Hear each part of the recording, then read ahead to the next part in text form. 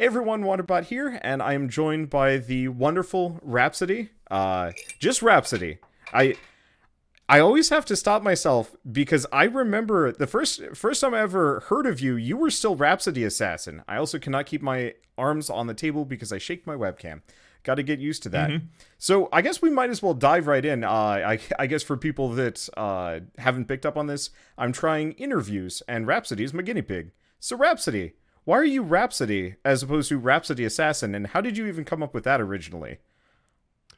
Okay, so I have a few things that end up leading into this, right? Okay. So I'll explain a couple different influences that got us there. I would have been about 12, 13. I had just started getting into gaming. A friend of mine had bought me the orange box so that we could all play TF2 together, and that was kind of like the foundational experience that got me back into gaming after, you know, just playing games as a kid, kind of like everyone did. And I needed a handle for Steam. And I knew that handles were often, at the time, things like, you know, Shadow Slayer XX, you know, it always seemed it needed to be a bit cool and a bit aggressive, Kind of edgy, just a little violent. edgy. Yeah, oh, definitely, absolutely, definitely. So I figured that I would gestate on that idea until I came up with something that I felt was good enough. I was also a huge fan of Queen. Okay. So the word Rhapsody was kicking around in my head from Bohemian Rhapsody. Fair enough. And I also just really, really, really liked wordplay and just like fun little word puzzles and stuff like that. So all of these end up coalescing until I listened to a track on the Newgrounds audio portal, which was suggested for being similar to a track that was played in the background of a Madness video by Crinkles that would kind of like stick figure animation. I think I know exactly what you're talking about. I'm being just sent back to middle school right now. Yep. They were really, really crisp, and they ended up with this whole meta story about like the devil and then the clown and then like this meta story behind. It was wild. I need to look those up and see if they still exist. I haven't even thought of those in forever. I only thought about them because I was thinking about the answer that I would possibly give to a question like this yesterday. I need to do the same, honestly. I just want to check back in on them. I remember them being damned cool. Yeah. But the track that I was listening to was recommended because it was similar to one of the tracks that had played in the background of a Crinkles video. And it was kind of a little dark and brooding with like crescendos through. It was very clear that this was the kind of song that would play in the background of some kind of hyper-stylized fight. Yeah. So at the time, I was thinking of a kind of like assassin-y character who kills to the crescendos, right? So I'm just picturing this in my head as I'm listening to the music. And then eventually all of these coalesce fully into the name Rhapsody Assassin because it has the first letter and last letter of the first word and then the first letter and last letter of the last word are my name. Fair enough. It's 16 characters, so it's symmetric on both sides. It's 8 for each Rhapsody and Assassin. And also that was the alphanumeric limit of a lot of different sites that I was using at the time. Yeah. It had Assassin, and I was like a brooding pseudo-intellectual type. So having Assassin rather than Killer or Slayer or something like that made me feel it sounded more like, refined. Exactly, right? Like, I was distancing myself from the immaturity of the thing that I was definitely about to engage in. So I wasn't really like making my way out of anything there. So I carried Rhapsody Assassin for a really, really long period of time. And then when I started continuing with the channel a bit more, and they gave me the option to change my channel banner's name up at the top, I realized I didn't want to continue Rhapsody Assassin, and that was because I'd listened to a talk given by Day9 about his name. And in particular, it was the inspiration he took for his name was from the Korean StarCraft community at the time. A lot of them just had a very simple English word and then the clan tag. Yeah. And he chose Day and 9. And I really, really liked the appeal of just cutting it down for simplicity. And also, you know, I'm turning 19, 18 at this point, right? I'm I'm getting a little more mature as a person, and Yeah. the immaturity of Assassin kind of felt like something I wanted to drop away. Also, there were some websites that just wouldn't let me have it because it had the word ass in twice and Yep. in once. So I eventually ended up just dropping the end of it and then cutting it down to Rhapsody, which feels very appropriate. Yeah. It would be, well, I mean, I think you could still pull it off with like an amount of just like, yeah, whatever, that's just my name. But I think Raps works better. Rhapsody works better. I don't even call you Rhapsody. Mm-hmm. So when are you going to rebrand as just Raps? Honestly, it's probably a relatively good idea, what with the whole Napster's ongoing music streaming service taking my name on every website. Is that actually functional? I always assumed that was going to just go the way of MySpace and just kind of fade. Because I haven't heard of a single... it has. Yeah, I haven't heard of a single person using it in forever. But I guess it's probably No one just uses SEO. Exactly. They just sit on the domains. Do it. How dare they? Yeah. Although, I have a little bit of pride in the fact that if you search for Rhapsody, you don't find them before you find me. I don't know. As long as you got that, maybe it's fine. Yeah. All right. As long as it works. Yeah. Well, I guess... The point where I realized that, sorry, just as a final addendum to that, the point where I realized that was the case was when my dad came up to me and was like, when I try and tell my coworkers who you are, I just Google Rhapsody, and now you come up first. I was like, oh. Nice. Sure. So, I guess that's a segue into one. So, obviously your dad knows about your channel. How many other people, like, from your life prior to YouTube really know about your channel?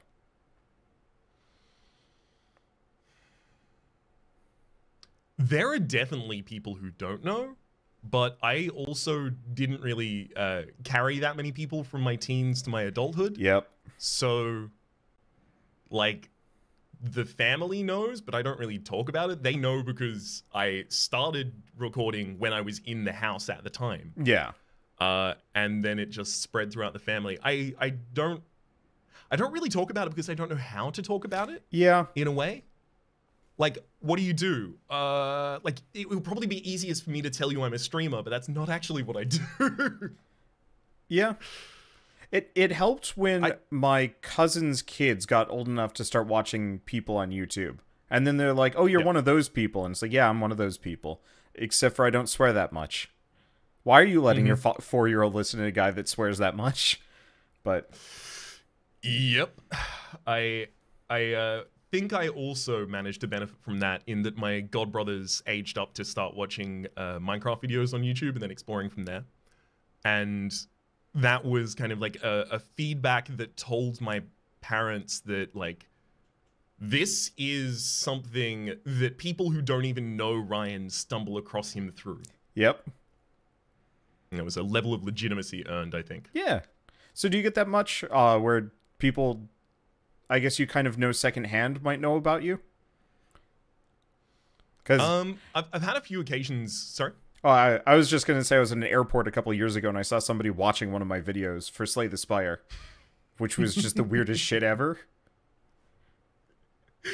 That's got to be a really trippy experience. Like, wait a second. Did they just hear me speak and now they've loaded up one of my videos to compare the voice? Like, what is there some global punk situation? Where's Ashton kind of situation? I was just quiet because I just, like, I didn't want to be like, hey, that's me. Because that was just going to be very strange. And yeah, I don't know. I don't want to say I'm socially stunted after being an internet hermit for the better part of 7 years, but it's definitely weird talking to people nowadays. It definitely is. I will happily say I'm socially stunted, not only as a result of that, but that's also kind of the cause of the reason I went in this direction with my career. Yeah. Yeah. Oh, absolutely. So it's a little chicken and egg. Yeah. But I have been in the situation a fair few times where a friend has explained to me after the fact that someone recognized me but didn't come up. Right. Or, like... some situation where someone was really surprised to see me in a location because they'd only seen me online and didn't know that we had a mutual friend when I turned up to some sort of an event. Which they're all very flattering, but like I do realize that I would panic hard. Actually, no, I hung out at PAX with one person relatively early on. a couple of viewers of the channel that just happened to be at a PAX Melbourne when I was there. I get the deer in the headlights, and then I kind of adapt. But there's that like brief moment where I'm like, because yeah, I see that's the thing, right? You get stuck with the deer in the headlights moment, and it can go one of two ways, right? You can kind of right the ship and gain control of the situation a little bit and kind of like find the correct flow, or it can just begin a panic attack. Yeah. And because I've rolled that dice enough times in other situations that aren't related to you know, like meeting viewers and things like that, I know that often it takes the panic path. Yeah. I guess the other kind of reason why I was able to deal with it, at least on my end, was both times I was with my mother. She picked me up from the airport, and we were just going to pick up my badge for PAX. And one lovely young woman was just like, "Are you Wanderbot?" And I'm like, "Yeah." And we just chatted for a while. But, you know, here's my, 50-something-year-old mother just hanging out next to me in her, cozy sweater and so on and so forth. And I was just like, not exactly the setting that I would normally expect to be meeting fans in. Yeah. On the showroom floor, cool. Maybe at a restaurant during the convention, yeah. Like 2 days before the convention, no. But is what it is. Mm-hmm. I mean, everyone's congregating there. Yeah. Yeah. Anyway, wild left turn as far as this conversation goes, but the burning question that I think I have for every single person in the Wholesomeverse, and I will ask this of all of them at some point, are you a socks, shoes, sandals, slippers, or barefoot kind of person? Like, what is your default state of foot? Barefoot? We are a barefoot person here. I have a mesh chair, which I'll also end up talking a bit about later. Okay. Which is extremely comfortable in almost every circumstance, except for the fact that I'm too bisexual to sit normally, so I cross my legs under me and sit atop the chair. But that means the mesh is just slicing my foot the entire time, so I have to wear socks occasionally just to avoid that, but barefoot typically. Okay. So you cross both legs underneath you? Yep. Okay. I can only manage one. Constantly. Yeah. I don't know if it's what ended up slightly contributing to the time that I completely blew out my knee, but it's always just been the most comfortable way for me to sit. I find if I put both of my legs on the ground, one of them eventually starts hopping, and then the table starts vibrating, and then the audio and camera get wonky. Yeah. I have to cross my legs or sit on a foot, because otherwise I end up sticking my foot out and putting it on the wall, which is really bad for the paint job, and so I have to like figure out ways of preventing myself from doing that. Luckily, this house has an outlet cover right where I would do that, so I just put my foot right on that. I don't have to worry. And that's the exact reason that I can't do that, because there is an outlet down there, but it doesn't have an outlet cover, so I would knock out wires consistently. I made sure to have my desk situated so there was no way that I'd do that, because I've done that before. I've unplugged my full computer midstream because I was just like, yep, just gonna stretch my foot out, and there goes everything. I think that was what finally convinced me to switch to recording an MKV, because I lost a lot. It was sad. So, I'm extremely familiar. I made the same change after a similar problem. I guess, gosh, that was one I wrote down somewhere. But yeah, actually, it's right after that question. What's the most jank thing you've had to do to keep your channel going? Or like to not miss a day of a series, or like to keep a series going? So I'm a little bit more laissez-faire with missing days on daily series at the moment. But back when I didn't used to be, it was specifically with the Slay the Spire series, like it had to be constant. Yeah. There would probably be at least a year in there where it was just consistently daily. But the thing that I had to do was my internet speed where I was living to begin with was very, very bad. 0.8 megabits per second upload. Yep, that's what I started with. Yep. It's not comfortable. No. So I'd handbrake my files multiple times, and then I'd get them online, and anytime the scene changed, everything would look impossible to read for a millisecond or two. It wasn't particularly good, but I also knew that it took at least a couple hours to get that video online, even if it was 20 minutes and hyper compressed. So I had my partner, actually, Peak, lived in the city at the time. So Australia was just starting a rollout of a national broadband network. Ooh. And he'd been hooked up relatively early because his apartment block was also office blocks. And because of that, there were a fair few times, I want to say like at least a dozen times, where I'd finish a full day of recording and then I'd load everything onto my hard drive. And then I would make the multiple different bus transfers and train transfers to get into the city, to go to Peak's house, to upload from Peak's PC, just to then do all the metadata there and then come home. So we're talking like, 2-hour round trip in order to get those things to start uploading. Hopefully you at least spend some time with him as part of this. But like these were often days where it's like, oh, I absolutely have to get this done, and then I've got to go to work early tomorrow morning, those kinds of things. Like, fair enough. There's a reason we're in this hard crunch. So I've turned up, I've done that. Maybe I'll have dinner if I got here early enough, but usually it would be like 12:30, 1 a.m. that I would actually finally get there with all of the files ready. Okay. But it was pretty hard jacked up. Yep. I did the same thing, sneaking a flash drive with all my videos on it into work to upload using their internet, because they had really fast internet at the time and I had dial-up, which was not fun. Yep. I should have done that with my university, honestly, like, because I was going there already at the same time as well. And they had enterprise internet, so I easily could have just done it from there. But there was some part of me that worried that they would somehow track the PC that was uploading suddenly, and like an IT SWAT squad would roll out and just turn up and just like fill my head with lead for uploading episode 23 of The Binding of Isaac Rebirth. I can't imagine any college caring about you uploading videos using their system. My college had like a massive piracy network, and like the administrators would joke about it occasionally, like super offhandedly, because they knew it existed, but just weren't doing anything about it because nobody gotten caught yet, so it didn't matter. I know they wouldn't have cared, because a viewer of the channel later made his own channel and started uploading content from old CRPGs, and he was actually also in my same stream of education as an educator. So he told me at the time, like, this is my method. I take them into the university and upload from there. So by that time, I already had good internet. So you said you were doing a job and going to school at the time? How much were you juggling at the time?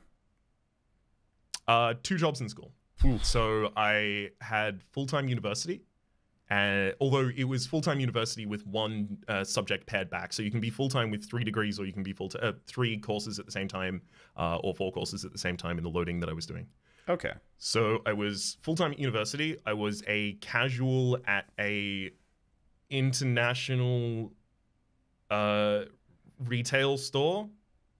I'm being as vague as I possibly can every time I've ever talked about that, but it's something you might fire an arrow at. And I was working as a casual employee there, but they would consistently give me more hours than some of the full-timers, which was not allowed in my contract, but And then I also had the channel that was running at the same time, which I was doing probably 2 to 3 videos a day at the time. Okay. Yeah, so it was a lot. Yep. Things had to be cut. Yeah. So when did you go like full time on YouTube? Was that Slay the Spire era, or it was fully Slay the Spire? So it's weird because I didn't really change the amount that I was doing before and after full time. Yeah. It's just it started paying enough the bills. Yeah. Yeah, like it actually specifically, I ended up quitting that job at the store, so to speak, and the money that I'd accumulated there was just all I had for a while, right? Like it was just in my bank account, and I could see it as a timer just ticking down until I needed to find more jobs, and literally it got to 0-0 the week that Slay the Spire took off. Now, you were with Slay the Spire. You didn't take off immediately. I didn't see that you were covering it. When did it take off for you? Because I know for me it was like it came out in, was it? I think it came out in November, and then nobody knew about it for like the first 3 weeks. And then Northern Lion covered it, and then it exploded on my end, but not his because he just did like a one-off or something. and then he came back for more. And that's when it really took off for me. And then at some point I got a billion people saying like, hey, you should go watch Rhapsody and learn how to actually play this game. And I'm just like, oh, don't do that. So I actually had your name banned for a while. Yep, that is totally fine. Yeah. Because people did that to me with other creators as well. And I knew the feeling of like, why? Yeah. That's not necessary. It was, so Slay the Spire was on Keymailer at the time. And I was just browsing around looking for things that I found interesting. And for a short period of time, I was trying to be like the hyper scout on Keymailer. Just like, what has just come out? I need to find the absolute newest thing. And I'm just going to scan it for quality. It's probably going to be bad. Let's be real. Yeah. Most games are. But I'm going to find something. I found Slay the Spire. And I would have found it in that 3-week period as well. Because NL started covering it after me. And I got some of the runoff in that direction. And seeing as he was like a relatively large inspiration for the channel, it felt like a lot of people felt at home in the kind of style of commentary that I was providing for it. Also, I'd very much taken my kind of like style of work ethic from daily series of a relative length on a game that has some sort of a procedural generation element, so you have the ability to make unique things out of it every single day. So it felt like it was kind of surprisingly an easy transition, or there were a lot of shared similarities in the kind of content style at the time that people managed to latch on, and it just continued going from there. Okay. Eventually I became like, often when I talk about a game and its release, I talk about the guy. Right? Like you want to be the guy for Spelunky. You 100% were the Slay the Spire guy for like forever. I was for a fair while, and that you know, that went away afterwards, but by that time I had enough of a community that I could just start doing other stuff as well. Yeah, the loose community members will bounce from the guy to the next guy to the next guy. Because I know with me, it was like tons of people, even on the Slay the Spire Reddit, were like, no, go watch Wanderbot because he knows what he's doing compared to Northern Lion. And then there was the shift to you, and then I don't know who took the crown after that point. And at that point, it didn't really matter to me because I think I was kind of done with the game. Because the tragic part of Slay the Spire for me was it is at its best state right now, and I have zero inclination to generally play it because I played so much of the early access version. And so it's just like I was so just done with Slay the Spire that I still can't go back comfortably without just being like, let's mod this to hell and just not have like a legitimate experience. I don't think I've played it vanilla since 1.0, if even. Good lord, that's a hell of a time. So you would have missed out on the kind of like Watcher in its base state. I played like, I'm gonna say maybe 4 runs with the Watcher and then just kind of stopped. It was, I wanted to get into it, but it was just kind of this like, but it didn't feel the same anymore. Have you ever like walked like gone back into your high school or your college campus and it just feels wrong? Or no?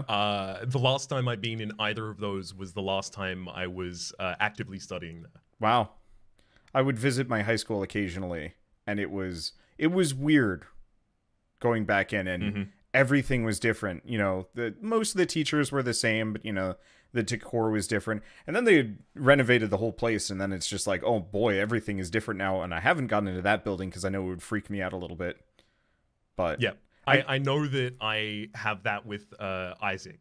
Oh. Right? I missed enough patches for Isaac that I'm just not getting back to it. It's just not happening at this point. Yeah, I would have to... And also played enough of it in early states. Yeah. I would have to do something drastic to make Isaac interesting enough for me to really want to put time in. Like, oh god, what was it? Was it Repentance that just came out, or...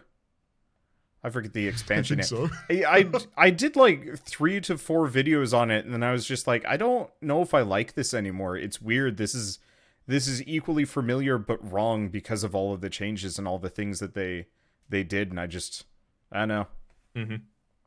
I always I think about situations like that, and then I wonder how much of it is the game has changed, and how much, or whatever I'm thinking has changed drastically.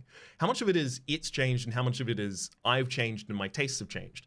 Because I really wanted what Isaac had to sell back in Wrath of the Lamb and even the vanilla prior, right? Like, I really, really wanted that kind of like, consistently replayable, deeply interesting, deeply referential, kind of like the same style of that game was even deeply appealing to me then.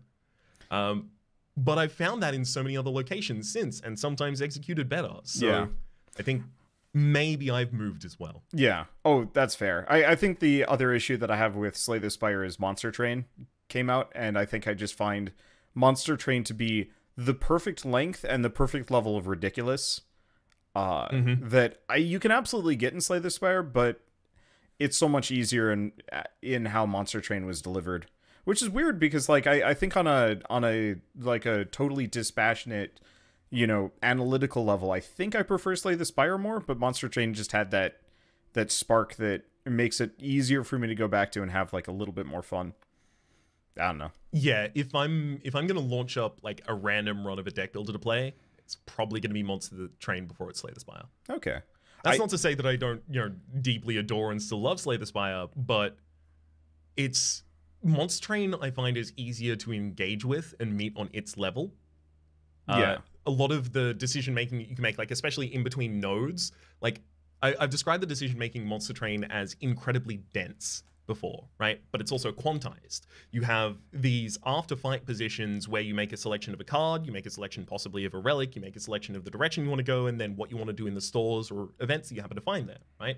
But then you go to the fight, and the fight is all execution past that point. Whereas Slay the Spire's node system on the map distributes the decision making amongst many fights, possibly. Yeah.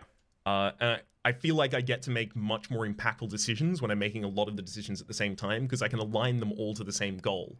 So if I'm like, brain empty, full of ghosts, want to play a card game, it's 30 minutes before bed, it's Monster Train. I would love to see you do like a ranking every single deck builder that you've played. Just to get that distilled information in a way that I could refer back to it, because that was a lot to process, and I absolutely agree with you, but I'd love to see it in like a video that I could go back to and be like, that's what he said and that's what that means.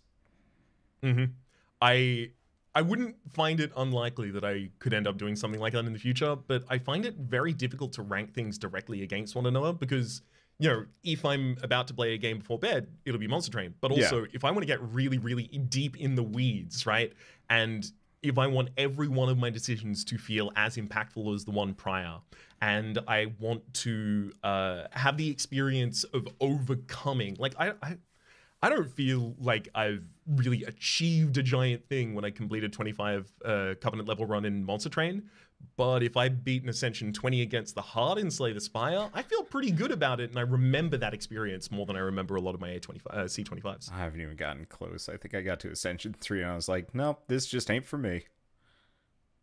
It was that for me for a bit as well, because the way that I would play was I was very much an engine builder, right? Yeah. I just want one or two cards that have a consistent strategy in my deck. I'll cut out all of the craft, and then I will just have this consistently executable strategy that I will just win with, right? Yeah. So ultimately, my playstyle is tending towards infinites, right? That's where it's trying to get to. It wants to be enemy agnostic, almost. It wants to get into the battlefield and then play solitaire.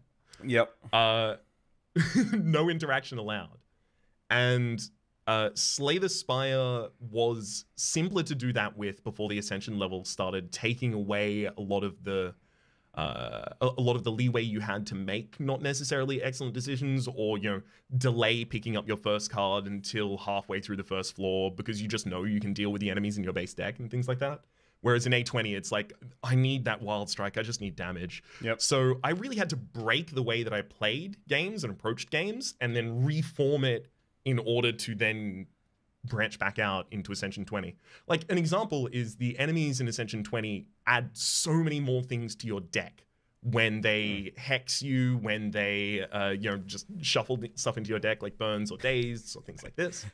And because of that, deck trashing is really, really powerful for the enemies, which means your deck consistency get really low unless you pad your deck with cards, which is exactly the opposite of my playstyle. Yep. Yeah, I was... Oh, what was I playing? Oh, I think I was Was I playing Spellcaster University and I was talking about this must be weird for Raps because he can't thin deck this game? I mean, Spellcasting University I don't treat as like a deck builder because I can't Yeah, make an engine it's out of not the cards. actually, but I was just seeing all the cards and I'm like, oh, there's no management here. That must be weird for him because I knew you were playing it at that very moment because I'd like alt-tabbed and I was like, oh yeah, Raps is playing this too.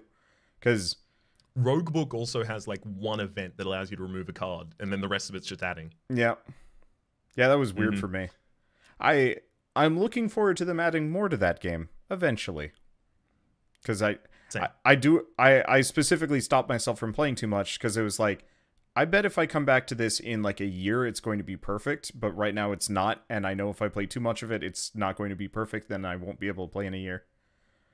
I'm lucky in that I don't typically burn out on a game.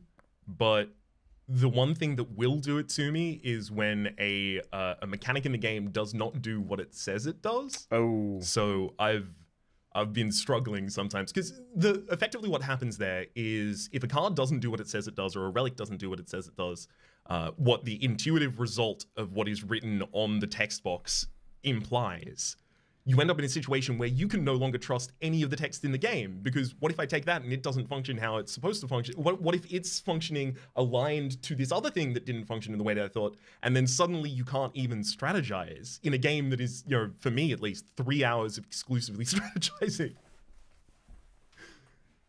It's like having a gun that's very, very slightly inaccurate. Yep. Like an example might be Enter the Gungeons. The hunter has a crossbow to start with.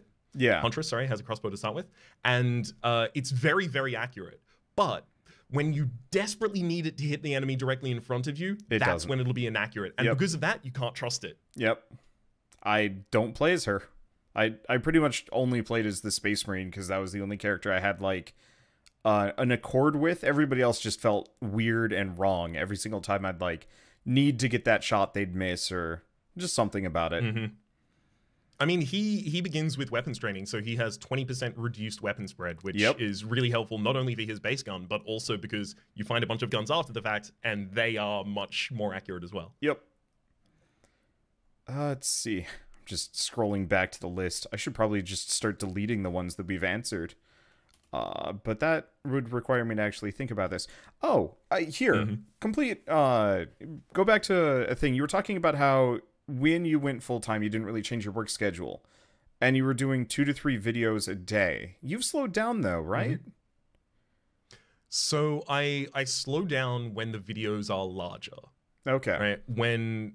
Yeah. Like, it's easy to do 3 videos a day when 2 of them are 20-minute videos that you have the ability to backlog for a really long period of time. Yep. Because then, I'll sit down one day and I'll record a game for 8 hours, and then I have the content for the next couple weeks. Yeah.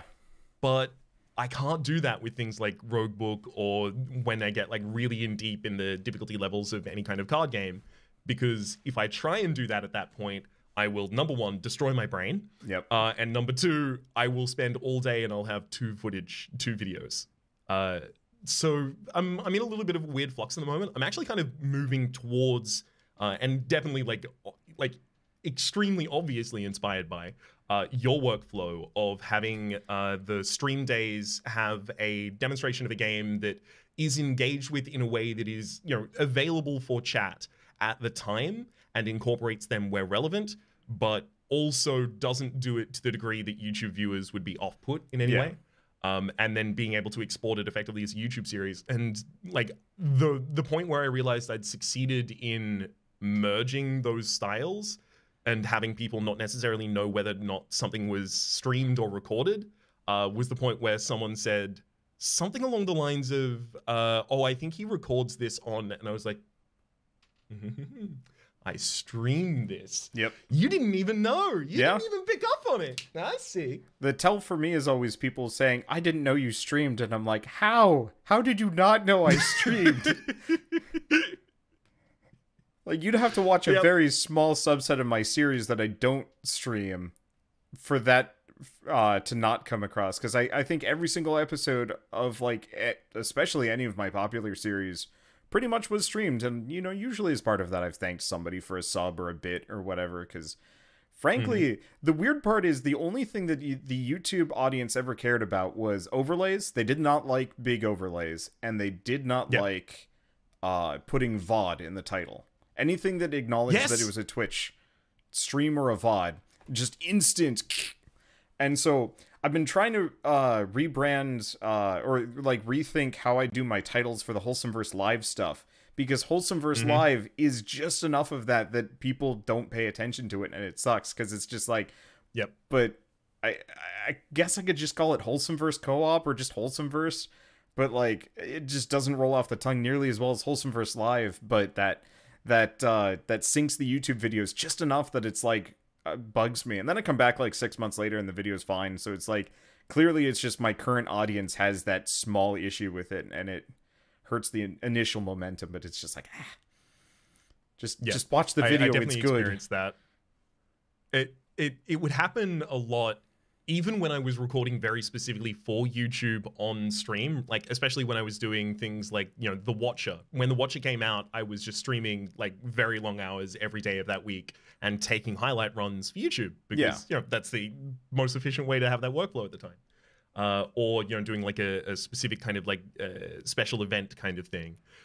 If I ever put VOD in the title or Twitch's logo in the thumbnail or anything of that kind of thing, it would just completely tank. Like we're talking like 10% of expected bottom. How much do you think it's viewers, and how much do you think it's just YouTube?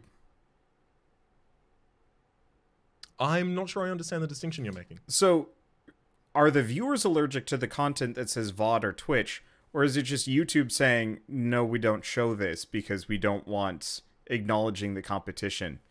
Because you were talking about even having the logo in there, and I'm like, I don't know, that actually could just be YouTube being stinky, because I know they do that. Anytime I have like a link in any of my community posts, like no one responds and no one sees it, and you can see the view drop off. So like there is some amount of like YouTube kind of pulling the reins there and saying like, no, not this. So I've had a few people tell me kind of like, they almost sound like boogeyman stories, right? When they come from a you know, no profile picture kind of commenter saying, hey, I heard someone say that someone said that if you put a Twitch link in your video description, YouTube suppresses the video or things like that, right? I've always treated it as a viewer issue, and the reason I have to treat it that way is because even if it is a YouTube issue, there's very little I can do to get around that, unless like, you can find me on T space W space 1 space T, right? Like that kind of thing. Just remove the spaces and change the ones for eyes. It's not really user friendly at that point. But I think a large amount of it is user behavior, because as soon as I take that out and as soon as I don't have VOD there, I can put those in the description and I can put those in the tags and the things that honestly no one will ever read. That's a good point. But it works, and people suddenly accept it as a non-VOD series if it doesn't have it. Honestly, like a large amount of my last year has been finding ways to move my recorded series and my streaming series closer together to the point that that is something that people don't really make a distinction between anymore, which it feels like I'm getting towards. It was massively helpful when I really just kind of decided. I decided early, like, screw it, I'm just going to combine the two, because why not? And suddenly I had, like, easily another 3 to 4 hours a day to just do whatever, which is really helpful when you're putting out 6 to 10 videos a day. Which is ridiculous, by the by. I am actively trying to reduce it, but like back in February I said like, yeah, I'm gonna reduce it down to like a hard 6, and my views went down by 1 million per month, and I'm just like, well, that was a mistake and I should never have said anything. Just done it quietly. So it's hard to tease the variables out though as well, because like, was that in February you said? Yep. And like multiple other people saw a very similar dip, and so I'm like, I know it's not me, but I did the same thing with the Adpocalypse, the first one, you know, the big one that everybody truly freaked out about. I quit my 2 biggest series, Fallout 4 and Scrap Mechanic, right before that, and so I went from absolutely just living kind of the best life in terms of like YouTube content and performance to, I think my views dropped by half, and I was suddenly like, oh yeah, I might not actually be able to pay rent with this. Because we had just moved out to middle of the US at that point for a like much cheaper place out of my parents' basement. And I'm like, I don't want to go back. I don't want to deal with that. And so I was trying to like figure out like, well, do I try and like pivot? And the answer is no, it's fine. But there was a couple scary moments. It'll happen consistently. Yeah. That is probably the thing that I like the least about my job is the insecurity of it all. So I guess that kind of pivots to the next question of if you could safely pivot to like another content style or like include some new part of the business, be it like I know every once in a while I've talked to a couple of people about like, well, I don't know if you know Graham from Two Left Thumbs, but he's publishing a game. And I'm really jealous of that because that sounds really cool and I feel like I might actually be decent at that. Or like being a consultant, you know, say if you became the guy that promising upcoming deck builder roguelikes, you know, they want an expert to look at, they hire you. You know, is there something like that you have kind of had as like a pipe dream of like, well, if I had to pivot or if I had the time to pivot or just include this extra thing, what would it be? I have a few. Okay. And the first, I imagine, is going to be extremely relatable. Video essays. Yep. So back when Fallout 4 came out, I had a plan to dive into video essays because I had 17 episodes on a series of Fallout 4. And before Fallout 4 had come out, I had like a whole year where I was preparing. I played through all of Fallout 1, I played through all of Fallout 2. Each of them was a daily video. We're talking like 87 episode series for the first and then 100 something for the second. Just really, really just getting myself back into the world, just getting really hyped for it. And I don't need to expound on it too much, but I had a negative reaction to Fallout 4. And I wanted to make a video about it. And so I have like a couple slides from the video and I have like the opening paragraph and like the skeleton of the essay and all of those kinds of things. But as I sat on the idea for longer and longer, my feelings kind of turned from red hot searing kind of like, how could you do this? To Bethesda gonna Bethesda. Yeah. And that's not the energy that the video that was, what was it titled again? It was, God. Hang on, let me see if I can actually pull up the slide from it so I can remember exactly what it was titled. Because it was a good one. But you've been getting into video essays as well. Yes. How are you finding it? They're incredibly liberating. They... on a functional level, like channel performance, like they're absolutely not worth the return investment of like, you know, I spend 40 hours on a video essay and it gets like less views than me just doing a one-off on freaking Muck of all things. Like Muck. They came out, I did a video essay and I think it came out the same day as that Muck episode. And I was just like, if even half these people could watch that video, I'd be really like absolutely full steam ahead on the other channel, but it's fine. And then I did a video on the Steam summer sale and that got like 4 times as much views, so I'm like, whatever, I just need to do more. But it's very liberating getting all of these thoughts that I've had and all of these like things that I've said over just many years of recording on YouTube and finally putting them on paper. So an easy one was straight up just like, what's the difference between a roguelike and a roguelite? Because, like, how many times have you had to explain that? Maybe not quite as much as, like, Rita and I, but probably a lot. And my channel focus is fundamentally roguelikes. It dips into card games and it dips into strategy games and other stuff like that, but it's always been roguelikes. So I've had that conversation innumerable times. It's to the point that now I will read the word roguelite as roguelike, and I will just not acknowledge it. This is a They're roguelike. The same thing for me. It's a roguelike with permanent progression. Exactly, it's the same thing for me. But like, it's like this is a sports game with penalty shootouts. Like, to me, the permanent progression is a feature of it, not necessarily the distinction between two different things. But I don't want to ever have to explain that again. So I'm now going to be the person that people go, oh, you don't even understand what a roguelike is. And it's like, no, I do. I just don't care. I've transcended that discourse. Yeah, that's fair. But so I made that specific video essay so that instead of ever answering the question, I'd be like, video, just watch it.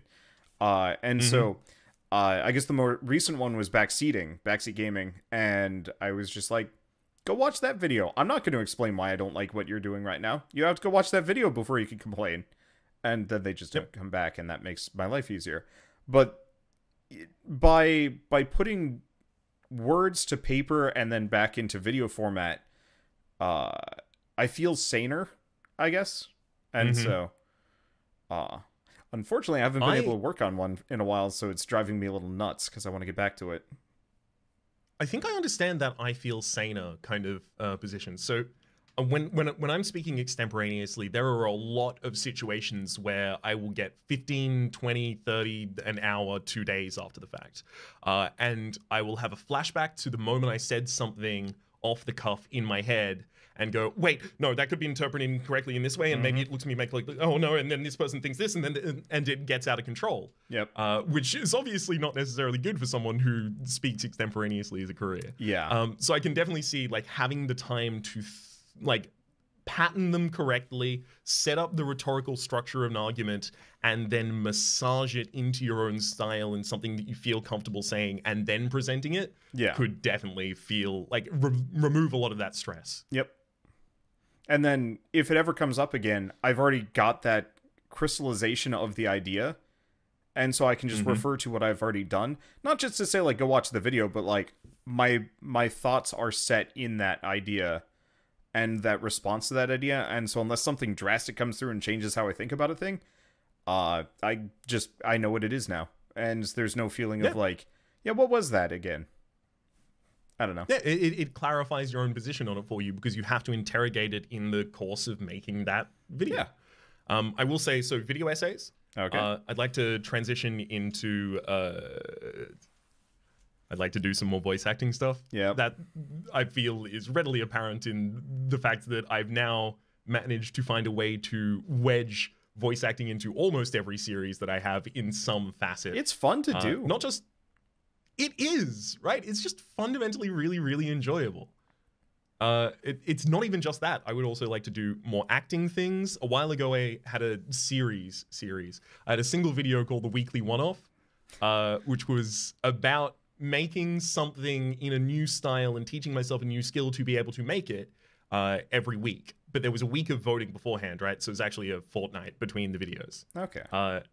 Or I should actually say it's actually infinite between the videos because I made the first one in kind of like a noir French bruiser kind of like indie art house style. Okay. And that was one night for me. I sat down and I scripted the entire thing and I had like all of these ideas in my head that I got to meld together and make this creative project that I really, really enjoyed at the time. And I would like to engage more with stuff like that, but it does feel like a lot of the time I end up biting off more than I can chew. Yeah. Because the second thing, like the first thing was, I'm going to make this thing that no one even knows about and then show it to them. It's going to be cool, right? And then the second thing was people voted for, tell me about your D&D characters. And I was like, okay, I'm going to learn animation. 2 weeks, Wanda. 2 weeks.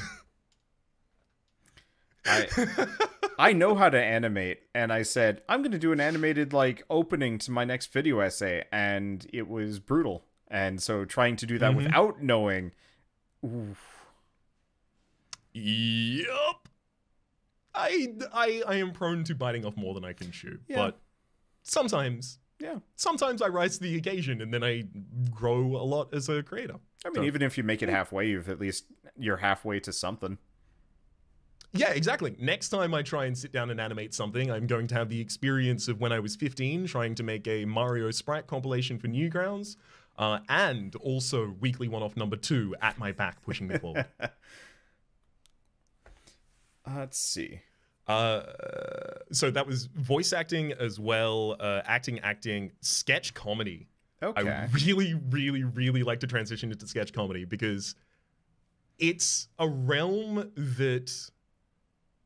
Sketch comedy is probably actually what introduced me to comedy in the first place, and then comedy is how I learned to speak and communicate and people. Yeah. I didn't really have a lot of friends growing up or anything like that. So like part of an example here that is probably like most illustrative of this is the reason my accent is a little off kilter from Australians, or the reason it used to be even before I started recording, was because most of my social interaction was Americans and UK stand-up comedy and sketch comedy. So I would really, really like to get into that as well. Like every single time I see any performance of sketch or even stand-up, which I've done like a very small amount of, but anytime I see these kinds of things, my heart is pounding really fast and almost leaping out of my chest to try and jump into the screen and be there. Okay. How about for yourself? Because obviously you've got the video essays that you're currently doing. Yeah, this right here, what we're doing right now. Yeah, I've been wanting to do podcasts for a while, but I've always had the damnedest time getting it to work. I've tried several. I had some that were kind of successful, but they were centered around other things. So, gosh, did you ever spend any time on the Let's Play subreddit? I know Rito did. Yes, and it was actually going to be my answer to your final question. Oh, okay. But so for a while I was doing the Let's Play podcast, but I stopped that because it started getting really weird. Because you know, most of the channels on that subreddit are very, very small, and that means there's a filter of experience that I don't want to ever judge a channel for being small, but there is always that kind of like filter of experience that like if you have like 5,000 subscribers and you've been doing videos for a year, you are infinitely more experienced, knowledgeable, and I'm gonna say grounded than somebody that's only been doing it for 3 months and has, you know, 1,000 subs or something like that. And I realize this can kind of come off as elitist, but every once in a while I get somebody asking to like collab with me, and I'm just like, contact me in like 2 years, because you might be fine now, but I want to work with the you from 2 years from now who has proven themselves, has established themselves, and has that kind of experience and that, I don't want to say like jaded ruggedness, but you know, just you are tempered by time on this platform. And so doing that podcast with a bunch of people that were not tempered by time, some of them were legitimately kind of crazy, and so I had to like really deal with a lot of negativity in a way that I didn't expect, trying to organize it, specifically who I'd bring on, who I was involving. And like some people I'd bring on, and I was like, yeah, they'll be totally fine. And then we start talking, and I'm just like, I don't like you, and I should not have agreed to have you on this show, but now I'm stuck with you for the next hour, and that's a problem. And so I've been wanting to do stuff more like interviews with people that I actually know or am familiar with. So interview with you, pretty much interview with everybody from the Wholesomeverse, interview with a number of content creators that I've been tangentially aware of for a while that I could maybe reach out to, like, I don't know, Huts, why not? I've only ever interacted with the guy once, but I feel like I could interview him fine. And so I've just been wanting to do that in kind of lieu of a proper podcast, at least for a while, because this is a standalone experience that I could put out, much like the what was the acting one-off. Yeah, the weekly one-off. I can have the interview with Rhapsody, and if I don't interview somebody for 4 months, nobody's really going to be like, oh, you know, when's the next one? You know, I'm really disappointed you didn't continue this. Maybe people will be, but I won't sit down and say like, gosh, I need to do another one like next week. You know, it can be kind of more of a monolithic show where it's just like occasionally I sit down with somebody that I know or I'm friends with, or just totally random, you know, find a developer. That's the other thing. I really want to start talking to developers more, but I'm afraid they all have bad microphones, and so I haven't started reaching out yet, because I've done a couple. It was we did a PAX panel a year ago for PAX West online, because, you know, lockdown, couldn't actually do anything in person, and it was me, the Undermine creators, Mossmouth, and one half of Megacrit. I don't remember which one off the top of my head. Short or tall? You know, he was sitting down, so I can't tell. I'm gonna say the more sociable one. I think the one. This is the guy that did the programming.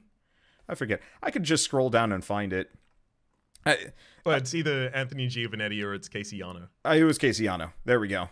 Yeah, because I only ever interact with Casey. I don't think I've ever interacted with Anthony, but I was, it was the five of us plus, oh gosh, some other media guy, who I can't remember. But poor Casey, his microphone had such a drop off that if he was this far from the microphone, you couldn't hear him. So he had to be like up like this the entire time. And I was just like, we were trying to do the panel, you know, because we had such a limited time, because this was like, I'm gonna say a week before Spelunky 2 dropped, and Mossmouth did not have time for anything.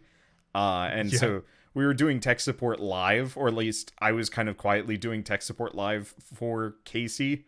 It wasn't much, but it was just that element of just like, oh boy, you know, with creators, you know, they have good microphones. And I mean, even before we started this, it was a solid like half an hour to 40 minutes of me just doing testing to make sure everything works.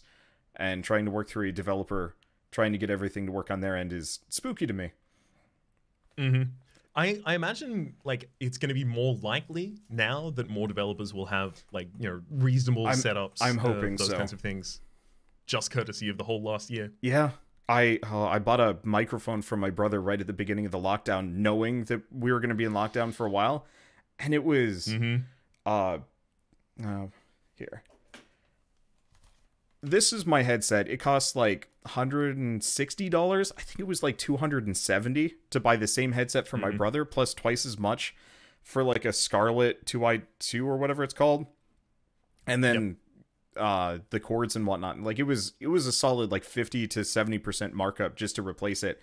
And boy, it was pricey. So I don't know. Random thing, just like I'm totally familiar. I had a couple friends who tried to get into streaming over the course of lockdown, and buying webcams, like buying the C920, which I have, which so many people have.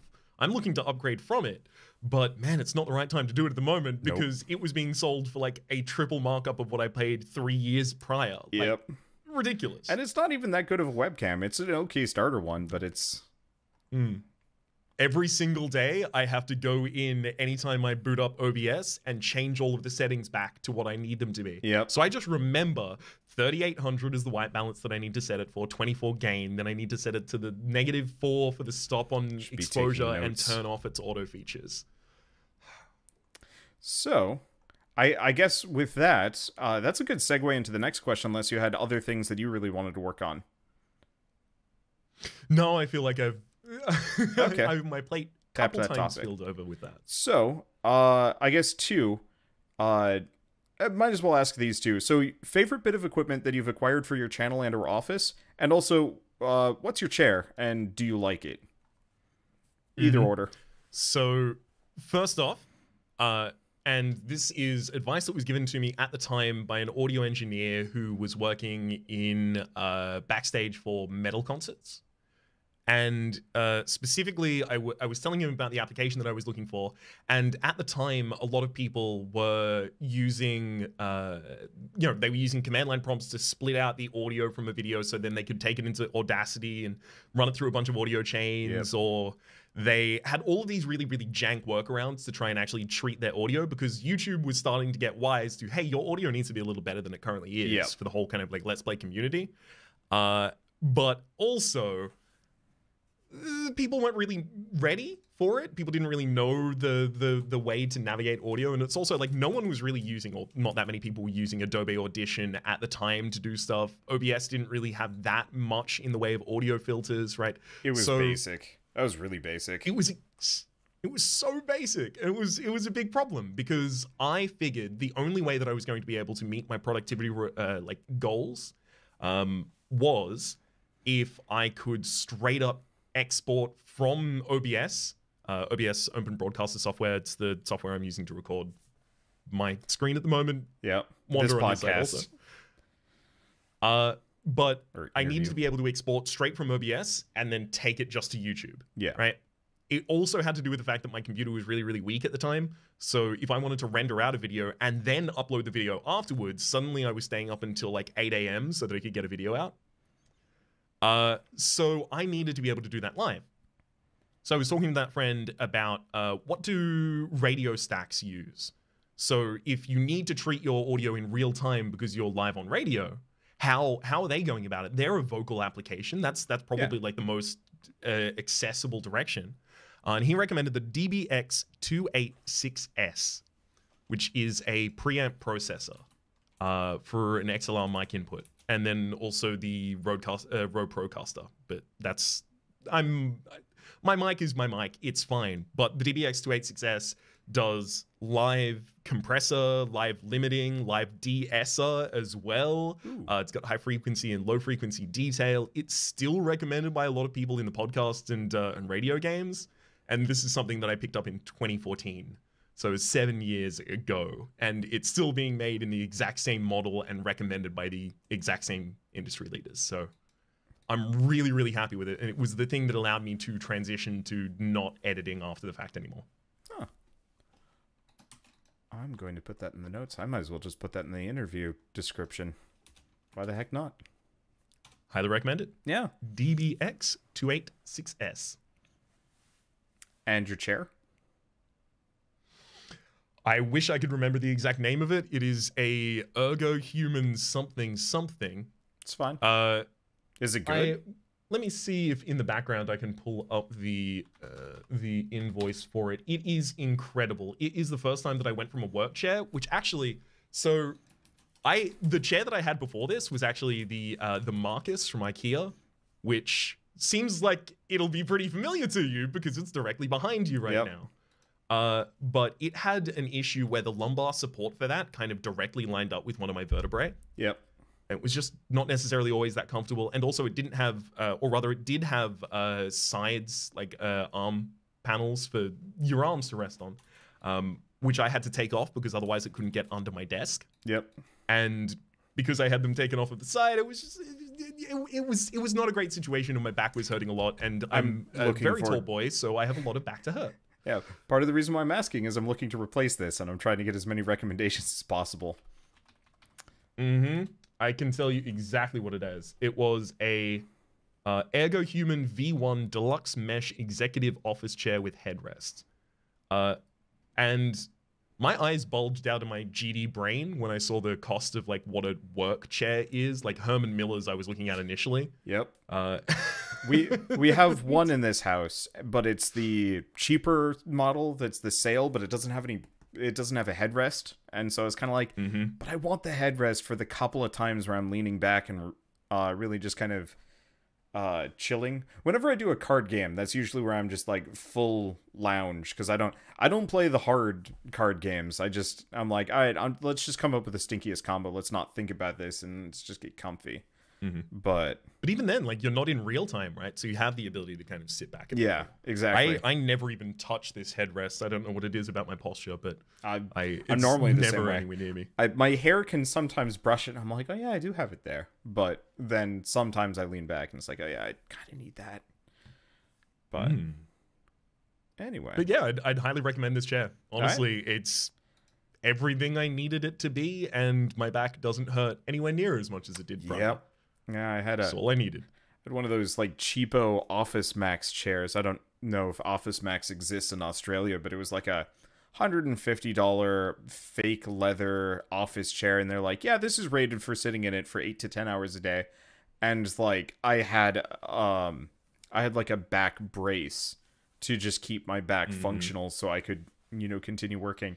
And I was like 27, so like there's no point where a 27-year-old should be having that bad of back issues at that point.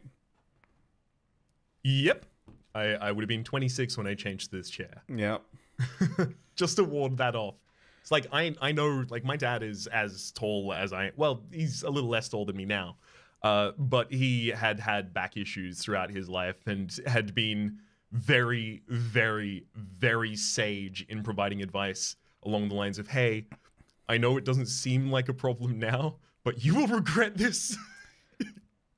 I don't know how my parents don't have back issues. They straight up, like, their chairs are all older than me or secondhand. And, like, 2 of them have notable leans because they've broken, but not enough that you can't sit in them. But you have to sit, like, at a slight angle to be in them. And I have no idea how it hasn't destroyed my folks yet.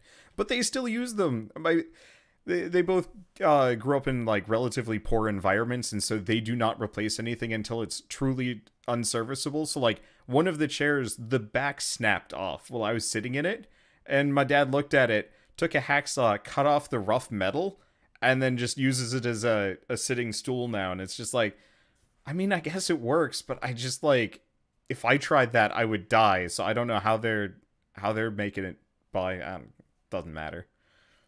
I mean, like, I admire the whole recycle reuse element that's going on there, but man, if it was something that could also then be deleterious to my health, yeah, that's where I can no longer really be that kind of an efficient person in that way. Yeah. I had to take my wallet out of my back pocket because it would misalign my hips as I was sitting, and then that would start pinching the nerves in my spine. Like, that was really uncomfortable, and that was just a wallet. Yeah. I am so glad wallets are, I'm not going to say on their way out, but like at this point my wallet is my phone and I just keep that in the front pocket. I don't know about you. Do you still use a wallet for much, or? I don't really go outside much. That's fair. I'm currently in the third extension of Sydney's lockdown, so I don't even know if I am ever going to go outside again. But I do have like a thin kind of like single fold wallet, kind of like there's something about like the smooth, sedate, subtle suaveness of just like a leather bifold that I really enjoy. Yeah. But it's in the same way that I would enjoy, like, you know, given 30 years in the past, like a trilby or like a suit worn to the office, right? Like it's very much just kind of like almost a faux pretension kind of enjoyment of it. Fair enough. Which I'm self-aware of at the absolute least, but that doesn't mean I don't do it. On the topic of never going outside, before you were ready, while you were eating the pot pie, after I got my hardware at least set up, I didn't even think of the software issues. I was quickly just browsing realty sites because I'm like, oh yeah, I would like to buy a house that I could potentially be a hermit in comfortably, because I might never go outside again. Really, I'd love to. But it sure sounds like it might be like 5 to 10 years before everything is truly normal. And you know what? I might as well have a nice house for the next 5 to 10 years that I can just live in. That'll be my world. Yep. I am extremely, extremely familiar. I am consistently trying to upgrade my office because it's not only where I spend most of my time, but it's also where I foresee spending most of my time for quite some time. Yep. So I need to get that environment score a little higher on my Simba. Do you have any particularly fancy things you've got your eye on, or no, not really? Yes. Okay. I have 1, 2, 3, 4. I have 7 different pieces of art that I want to get hung up on these walls. Ooh. And I just got permission from the landlords to drill. So I will have the ability to do that in the near future, but it's almost as tall as me. It's like 1.5 meters. Lord 8 Solace. It's the overview of the Dark Souls map. Yeah. Yeah, I know exactly what you're talking about. Exactly. It's so cool. It's so good. There's just a wall runner over there. Peak actually got that for me. He worked at a art and framing company at the time, and for my birthday, he contacted the salesperson for it, or rather, sorry, the artist for it, who said, I don't actually have a larger version of it, but I can sell you the print. So he bought the print from the artist and then wrapped it around this giant frame himself and made it as large as he possibly could. And he gifted it to me gave it to me wrapped up, and I tore it open and then I saw what it was and immediately burst into tears. Just like, that's such a cute gift. You know, it was so thoughtful. Yeah. Like, it's something that I knew that I wanted, but I was never going to be able to, like, because I would have had to contact a person, you see. Yep. And then I would have had to contact another person to do the art and framing for it, you see. Yep. Oh, it was so damn sweet. And it's something I carry every single time I look at it. But I've got that, and then I've got the map for Westeros and Essos from Game of Thrones, and then I've got the map for A Song of Ice and Fire, specifically. And then I've got the map of Middle-earth from Lord of the Rings back there as well. And then I've got one painted canvas stretched image of Spike Spiegel from Cowboy Bebop that was given to me by a friend that I went to high school with, because it's my favorite anime. Yep. And then 3 different things from the skill trees in Disco Elysium. Ooh. Ooh, good choice. The art for those is so good. I also specifically went and got ones that like, because you know the if anyone's not super familiar with Disco Elysium, I'll give you really quick.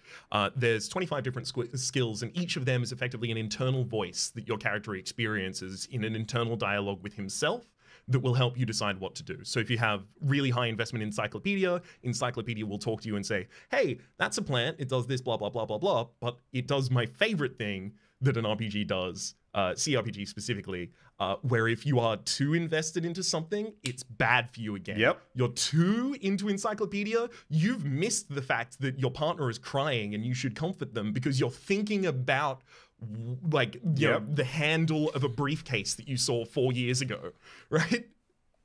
Did you? So I specifically even got the skills based off of the ones that I think like, nice. I think some of these I have too much of and it's hurting, but that's the me. Did you die when you were playing Disco Elysium at any point? Did anything manage to kill you? I died 5 times in the first episode. Okay. Trying to reach my tie on the, the ceiling, yeah. Killed me once, and then I was like, I gotta respec. And I did, because I started with like nothing in physical, and I had the heart attack, and I'm like, okay, maybe going all in on brain and like, because I was like full min-max, like gross D&D player levels of just like, this is my build and I'm going to stick to it. And then I had a heart attack trying to get the tie, and I was like, all right, you win game. But also, like, wasn't that an incredible experience? Of like, I left my stats so low that the game killed me in the first minute? Why? I know. Disco Elysium has ruined CRPGs for me, and I think just a lot of like story-based games and dialogue-based games and a lot of other stuff. I'm really looking forward to playing some more CRPGs just here and there for funsies, because I've got a new recording style that works for like longer form games that isn't going to just like destroy me. And so I'm like, oh man, I can't wait to play another like CRPG. And then like I load up Pathfinder, Kingmaker, and then I'm like, boy, I really wish my like persuasion stat was talking to me in weird voices. Like it's not the same anymore. Have you ever played? So this game is commonly referred to as a spiritual prequel to Disco Elysium. Obviously not related in developers, not related in world at all, but it's definitely the CRPG that led the most towards what Disco Elysium does. Have you ever played Planescape Torment? I haven't. It's on my list.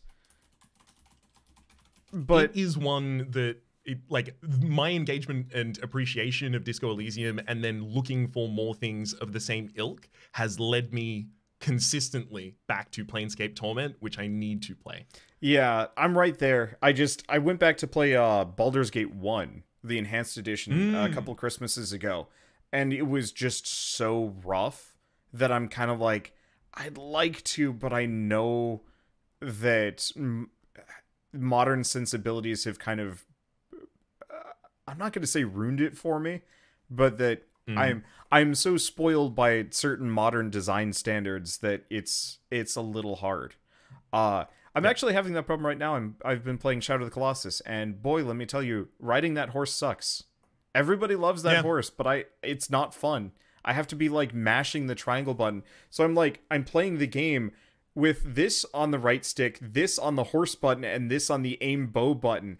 And like, I get claw hand playing it. Luckily, it's a short game and it's not a problem, but like, I straight up said, as part of that, it's like, if this wasn't such an incredible experience, I would be calling this terrible. But that's what I'm afraid of with Planescape. It may end up happening in Planescape, but one benefit that the CRPG genre has is that, like, you know, there's a gulf of difference between the first Quake game and Doom now. Yeah. Right? Like, they don't even feel like the same genre. Well, but I would honestly say they're not. Like, they're within completely different point to be made. They're in completely different first-person shooter subgenres. But it feels like CRPGs, because they went on ice for that 10, 15 years, feels like they haven't changed that much. Dated. Yeah. It's mostly a lot of found like it really- UI resolution stuff that bugs me. And was it loading screens? There were a couple of things. I find like Fallout 1 and Fallout 2 were really, really easy to get back into for me, but also they were helped along by the fact that the GOG patches made them stable on PC again, and then there were patches after that done by the community to just fix little things and like add cut content back in and then prevent a couple bugs and stuff like that. I really, really enjoyed the GOG as kind of keeping some of those games alive. Yep. I've actually been making a point of trying to cover and low-key promote some more GOG games when I go by. So, like, Orbital and I have been playing Creeper World 4. And we've been playing on the GOG version. I don't, like, really actively say, like, buy it on GOG. But, like, I feel like I should a little bit. There was a brief moment in the last couple months where I was just like, yeah, but, like, Cyberpunk, and I'm feeling kind of burnt by that. But then I'm kind of just back to, like, yeah, but that's not GOG's fault. I mean, yeah, it's kind of CD Projekt Red's fault, but... not GOG's. I don't know. Yeah, it's difficult. Did you try and get into that at all, or no? Not really. Cyberpunk was going to be my next big like AAA game. Like I think the last one before it as well, because I am I would say not allergic to hype, but I try as hard as I possibly can to avoid it in every possible way. Yeah, because you know, what are the situations that can be achieved with it? It comes out and it's as good as I'd like, and I'm not really surprised, but I do kind of enjoy the experience. Or it comes out and it's not as good as I like, and I'm disappointed. I'd rather just go in blind and hope that it ends up good. Yep. But because of that reason, I stay off of most hype cycles, except for Fallout 4, which I then ended up disliking, and then the next one was Cyberpunk. I was going to ask, by the way, what was your exit point on Fallout 4? Because mine was the reveal, the like big sun reveal, at which point I punched him and then shot everybody and then quit. Yep, that makes a bunch of sense. So it was at the end of the first. It's a couple missions in with the paladin from the Knights of the Brotherhood. Specifically, it was after I'd taken him through a journey of a facility, like a museum of some kind. It was a relatively early quest, and he was just expo dumping on me the entire time. Yeah. Right? And was that the one that had like a missile silo or something? I think so. Yeah. And his name was Harden or something, I think. Yeah. But he was expo dumping the entire time, and you can hear... By that point, I'm kind of fed up with a lot of the expo dumping that's been happening so far, and the fact that it's really meant nothing in a lot of circumstances. So I get partway through that, and then I'm hearing my own commentary as I'm saying it. I'm just like constantly complaining. And then he gets to the end of the mission, and he turns around to me, and the notoriously insular Brotherhood of Steel turns around and says, "We've completed one mission together. I think you're Brotherhood of the Steel." And I was like, bye. I'm done. I'm done. I know the East Coast and the West Coast Brotherhood of Steel were different, but I walked with you through... literally, we just went on a stroll. We perambulated for but a moment, and then you decided that I'm the Messiah? No! Yep. The world must be bigger than me. I'm not the one. That is the fundamental, probably, like, clarifying statement of why I started to really dislike Bethesda RPGs and then really, really start engaging more and more with CRPGs. And that's, the world isn't about me. The world needs to be larger than me. I can't meet everyone and they're like, "You're the chosen one. Yeah. Of course I know about you. Dragonborn. This whole world is about you. When you walk out the door, we stand here and wait for you." Yep.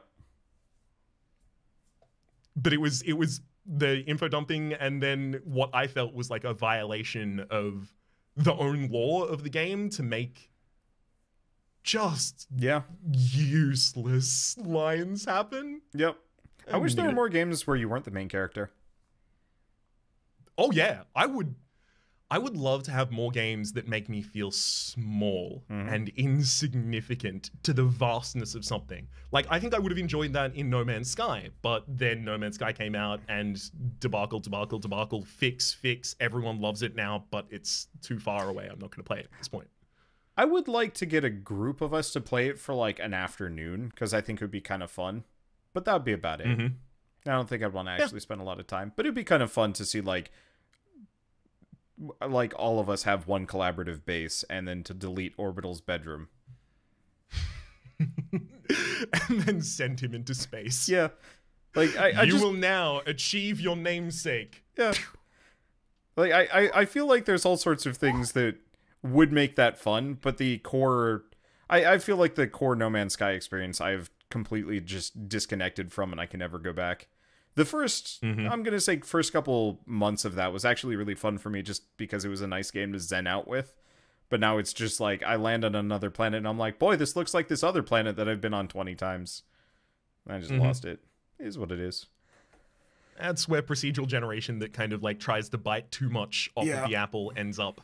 Yeah, it works in roguelikes. I don't know. Procedural generation feels like it's still too early for most games. I think it's about the utilization of it, because there are some procedurally generated games that I played and I would not necessarily be able to tell them apart from a handcrafted experience. And then there are some that I played and I'm like, this room again, all right. Yep. Sometimes this room again feels good, though. I always liked that about Tower of Guns, because every room had, like, I'm going to say 3 different secret variations, and I memorized all of them. And so it'd be like, oh, it's this room again. I just immediately go for the secrets, get really powerful, and keep going. But that's kind of more of an effort of familiarity than actual lacking on the procedural generation point. There's something enjoyable in that as well, right? Like, I feel like I'm uniquely interested in going very, very, very deep with a single game, and there will be points at which I'll enter a room and I don't see it as the room it is. It's just another stepping stone towards the goal I have in my mind. Like, I'm not even interacting with the game. Yeah. I'm not holding the racket and hitting the ball. I'm playing tennis, like transcending almost the physical dimensions that get me into it. And sometimes I get that with games like Slay the Spire, with games of procedural generation like Renowned Explorers. I had that with a decent amount. Just any of the games that I went really, really deep in. I guess that's another chicken and egg situation, because I wouldn't have gone deep in them if they didn't have the depth that rewarded that. So I tried to play that game, but I'd always have like such an easy time, and then like halfway through Renowned Explorers, I just run into a group of people that were like really good at one thing, and they just destroyed me, and I would be in shambles, couldn't recover. Yep. Yeah, it's weird, because I really, really like kind of min-maxing and just having one very powerful thing that I execute consistently. But that game was another game that kind of broke my playstyle in a little bit, because you needed to have 2 focuses a lot of the time. Otherwise, you know, you run into a party of people who are angry and you're happy. Your compliments to them are not going to work. They're going to insult you back and you're going to cry. Yep. Which is actually the combat in that game. Which is really cool, actually. I loved the idea of it. I was just like, man, I wish this had just like a mode that let me cakewalk, just so I could appreciate it better, because I'm lazy. I think they might have more of that now. I think they do, with more to explore, but at that point, I was like already on to, I want to say even Slay the Spire when they changed all of that, and I'm just like, I can't go back. I'm too busy. Yeah. Totally makes sense. They're doing Godhood at the moment as well, which I need to check back in on. Abbey Games, the studio behind them. They're Netherlands based, I think. Oh, I never played that one. Huh. Godhood's early on at the moment. I think it's in early access still. Yeah. No, it's like Reyes was before, and it's like a continuation of their God games. Yeah. I must have completely missed this one. It looks nice. I might give it a look for just like a one-off. Yeah. At some point. I can't say too much about it because I don't know too much about it. I played it for maybe 20 minutes. Yeah. And I was like, I'll check back in a month or 2. Okay. Why don't we fit in like maybe 2 more questions and then call it here? Sure. Because I have no idea how long an interview should be, but I think at this point we're starting to reach a good ending. So I'm going to save that one for the next. Unlimited budget, what's something that you would like to do? Work environment, video production, really anything. You have unlimited time, unlimited money. Shoot for the moon.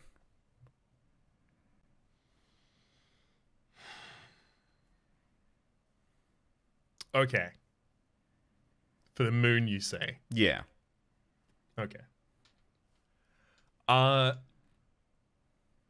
I'd like to change my channel trailer to be a music video, like a professionally produced, So like well mixed and live action, kind of music 3D, video. 2D. Oh, live action. Okay. 100%. And then also to have written all the lyrics myself. I've tried to write things for it before, as there was a Rhapsody channel introduction, which was obviously a rap version of the same, and I found some beats to put behind it, and I was really depressed by the fact that I couldn't master the audio correctly. So like I was below the audio at points, it was above me at points, and I felt like audio mastering was something I was just never going to be able to really get. But yeah, if I could do something like that and then have it professionally mixed and mastered, and then also have it professionally edited by people who are good at those things, because for me, I look at that project and I'm like, oh, that is a yearly one-off in terms of biting off way more than I can chew. Yep. I can see that actually happening though. Like I could see you doing that. I feel like it kind of fits in with my. I feel like the cadence of my speech is relatively metered in beats. Yeah. And I'm talking like poetic beats. Yeah. And also Rhapsody is obviously like it's a particularly boisterous, enthusiastic, over the top suite of music, right? And it is very much kind of like a core tenet of the channel as well. And also music is a huge part of my life. If I'm not recording and I'm not like watching something actively with Peak or something like that, I'm singing. I'm just sitting here and I'm singing almost all of the time. It is the practice and warm up and cool down and everything. So like, I feel like music is something I haven't really had the ability to integrate into the channel much. Like I occasionally sing on camera, but I'm always so tied up in the stomach when I try and perform in front of people that then my breath control gets really bad and I sound bad and then I feel bad about that and then it circles and circles and circles. Yep. But I'd like to incorporate that more. So I think something musical. Okay. Cool. Maybe a musical. Maybe a musical. How about for yourself? What would be the goal? Is it a bar fridge? That was my first thought as well. Nah, I had one of those for a little while. I mean, it was really just my college mini fridge that I just used, but it was like, why? It was also noisy, so I had to move it out of the room, and eventually it was the same distance to a regular fridge as like my mini fridge, so it was just like, eh. Gosh, I really want a big finished basement with like all of the recording set up, like a corner that is painted green for like a full green screen, you know, if I want to do any kind of just talking in front of a camera or VR or just whatever. Probably some kind of like grippy green carpet below with like the nice delineation, so I know like I'm in bounds for VR. Probably like 1 or 2 big TVs with like a really comfy couch setup with like mics hanging from the ceiling. Like I just want a full-on studio recording space basement that is not getting sun in the evenings every day. Yeah. I'm moving in that direction. I've got a couch right there. Yeah. I've got it facing towards a giant monitor in front of me in the other direction. I also like the idea of getting more couch co-op and couch gameplay kinds of stuff going on, because also this is a large amount of my social life, is this channel. Yeah. So if I can spend that time more socially and productively at the same time, it seems perfect. Yeah. But yeah, so I just want to blow a ton of money whenever I move to my next place that actually has enough space for it and just really deck out an office, because I feel like it would be nice. Because I like our current setup is, if I want to do any kind of like ring fit or whatever, I have to move a whole couch out of the way, which is just exhausting and annoying. And it's just like, I want more room to do what I do. Anyway. There is also something to be said for like, because I also would very much like a fully furnished kind of basement that is just for the content creation, that is kind of like agnostic of the kind of content that I would end up being created. Like it's got multiple different spaces and multiple different kind of form functions. Yeah. I really enjoy that, but also there is part of me that's like, I kind of like this small, comfy space. It's almost like being given a hug consistently by my room. How big is the room you're in? Is it, because you seem pretty close to the couch on the other side? About 2.5 meters by 2.5 meters. Ooh.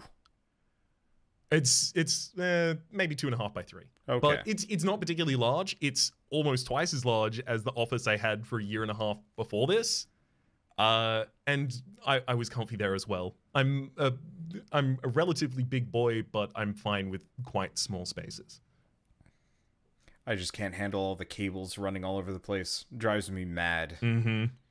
That's the one thing. I need to get my cabling done still. I would probably hire somebody to just like come through and make all my cabling extra nice.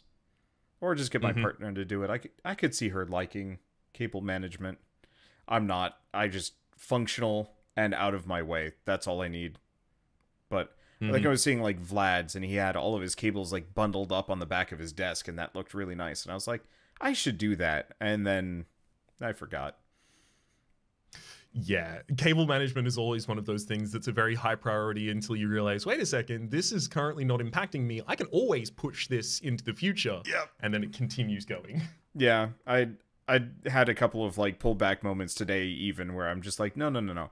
I need to actually like deal with these dishes. They're fine. They're not stinky. They're just, you know, sitting in the sink ready to be washed. I should actually wash them. I'm home alone for another couple of days, and it's just throwing off all of my like workflow because I'm just like, I can record as much as I want and nobody's gonna get mad at me. And I've done that and neglected everything else.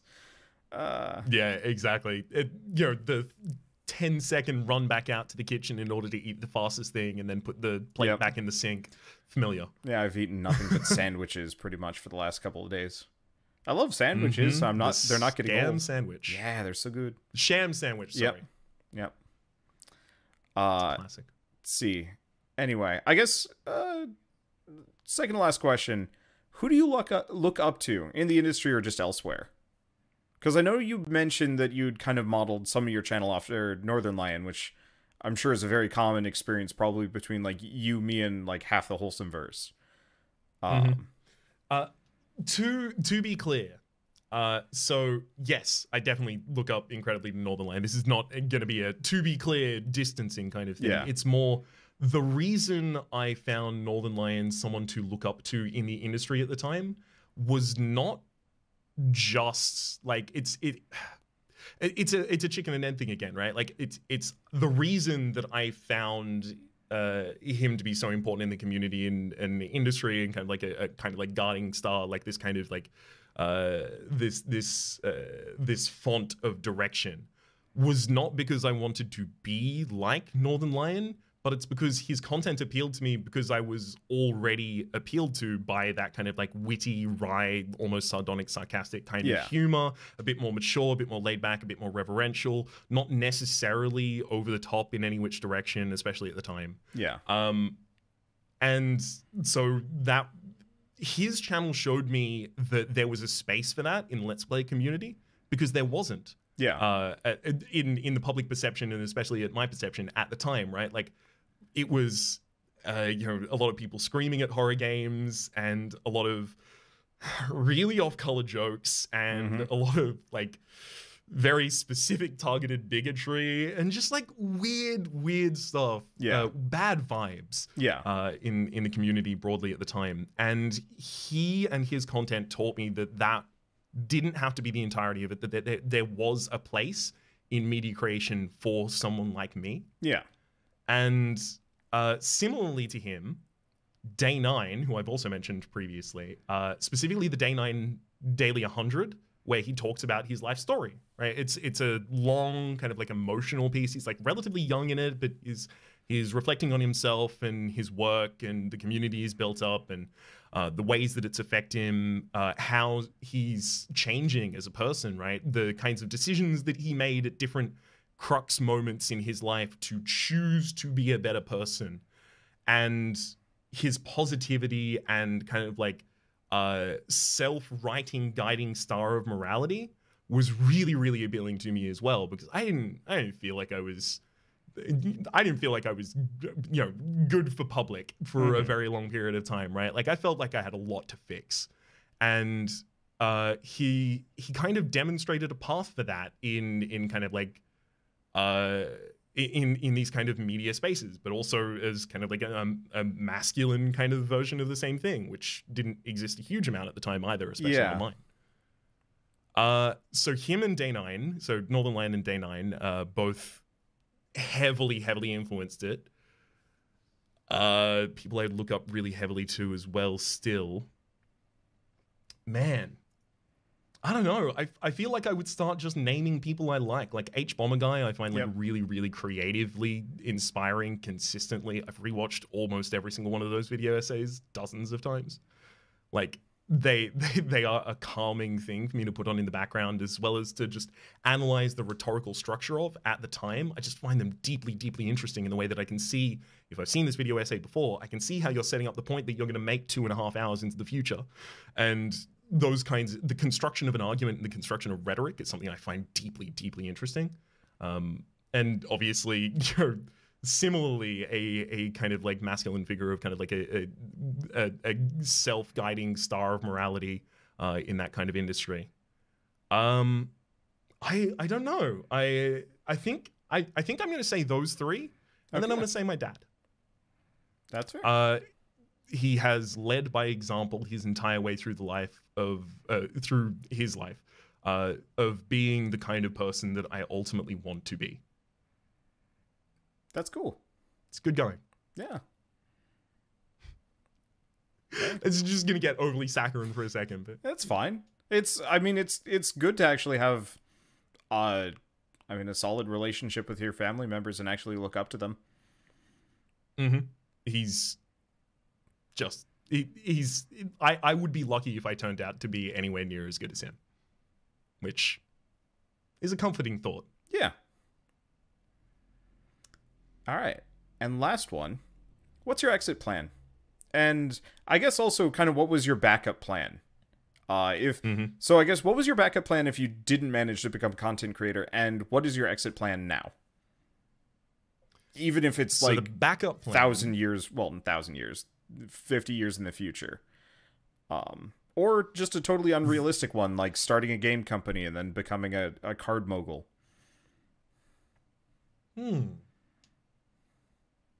Card mogul does sound good. That'd fit well on a business card.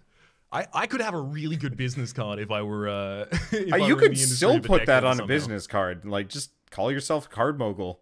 Anybody that would know what you do would not question it. And may end up having to do if there is ever another PAX in person. Yeah. Okay, so my initial backup plan was I was studying software engineering. In fact, I am one course away from completing my bachelor's in software engineering. Does that ever expire, or are you... No, not in Australia. Okay, that's good. Like, I know I went to college with a lot of people who were panicking and coming back because they went on, like, perpetual paid internships and were like, my degree expires, or my incomplete degree expires after 7 years and I gotta come back. So I was like friends with a bunch of near 30-year-olds anyway. Yeah, no, I've still got time on that one, thankfully. That's good. But it was a matter of the final two things that I had to do were a major project and a 6-month full-time internship. Yeah. And my channel had just taken off last year, and so I was in a position where I could risk it and put myself in this industry so that I am on the track to end up doing a job that I ultimately don't really actually want to do. But the price of doing that is killing the job that I already want to do and have somehow managed to luck my way into. Yep. Ridiculous. So it didn't seem like a good proposition in my mind to continue that. So I put that on hiatus at the time. But it would be going back and finishing the software engineering degree, right? I've got a major project to finish, so I already know what that would be. That would be me making my own iteration of a playable card game, right? To whatever degree I could manage, but that would definitely be the kinds of thing that I would make for a major project there. And then the internship, I would be looking around to games company in Australia. So I'd be looking in Victoria, I'd be looking in Adelaide, I'd be looking in a couple different places to try and place myself at an internship in a games company, if possible, trying to parlay my experience from this side of the industry into being able to get and you can probably just go straight for like PR or community management if you want to be that direction. even. Possibly, but interacting with people again. Like, true. Honestly, we're actually about to get into that as well, because what is my pipe dream kind of like exit plan strategy? I would love to be an actor. I would love to be a comedian. I have tried my hand at multiple different things in this environment, but the thing that always ended up stopping me was just panic. It was just it's too much, and there's people, and you can see me, and it's. So, in fact, the reason that I ended up starting Let's Playing is because I wanted an avenue to entertain where I didn't have to be personally present and feel that social pressure. So it would be nice if I could, explore those realms as well. I had a plan for a really long period of time to finish my degree and then go to NIDA, which is the National Institute for the Dramatic Arts here in Sydney. And I had an in with a couple of teachers there from stuff that I'd done prior. And that was my big plan. Like, it was because at the time content creation was just not going to take off. It wasn't going to be my career. But if I did really want to pursue entertainment, I was just going to be doing part-time work after university for a software engineering, any position I can get, probably just a code monkey at the time, really like entry to the community, and then taking classes at NIDA and then trying to become an actor. So those definitely in those realms. All right. One thing to circle back to, though, because I know that's your final question, and there's something I did want to talk about, actually, and it was touched on by our Let's Play discussion earlier from the podcast section, and that is how did I first become aware of you? Yeah, and that was how I first became aware of you. Our Let's Play. Yep. That was the community that I'd sought out to try and find a bunch of like tech information and stuff like that. Yep. And I had to start distancing myself from it because my fundamental idea from the very start, like, we're talking not a single person watching the videos, not a single subscriber, like, starting from day.00. My guiding ideology was kind of like almost like a clarification of Malcolm Gladwell's quote from Outliers that everyone knows, takes 10,000 hours to become a master in anything, that kind of thing. So I actually tracked my hours for a while, and I was like, I'm working up to my 10,000, and my fundamental idea was just, I will sit down and I will continue to do this, and it doesn't matter if no one ever watches it. I continue doing it, and I made it a routine, and eventually I'll get good enough at it. Well, it wasn't even that eventually it'll take off. Eventually, I'll get good at it, right? I know my first 1,000 episodes are going to be garbage. I know my first 2,000 episodes possibly are going to be garbage. But by the time those are done, I will know how to speak better. I'll know how to present better. I'll know the flow and cadence and kind of like how to work in these kinds of different meta subjects that I want to talk about between the kinds of things that are happening on screen, the way to manage my diction, the way to manage my oration better, the way to navigate the YouTube community, the way to navigate other creators, like all of these kinds of things. I figured I was just going to passively learn while I was working consistently. Yeah. And exactly that kind of thing is what I identified on our Let's Play, is there were a lot of people who seemed very, very keen to get the followers and subscribers before they did anything. So there were a lot of people who, like, I made one video introducing my channel, and I'm going to send collab requests to everyone. The kind of thing that I imagine you've experienced multiple times from your side, right? Mm-hmm. And because that was the direction that people were attempting to go with it, it meant that their frustration wasn't internalized. It wasn't like, oh, I can continue working on this. I can continue doing things. There is something in my control.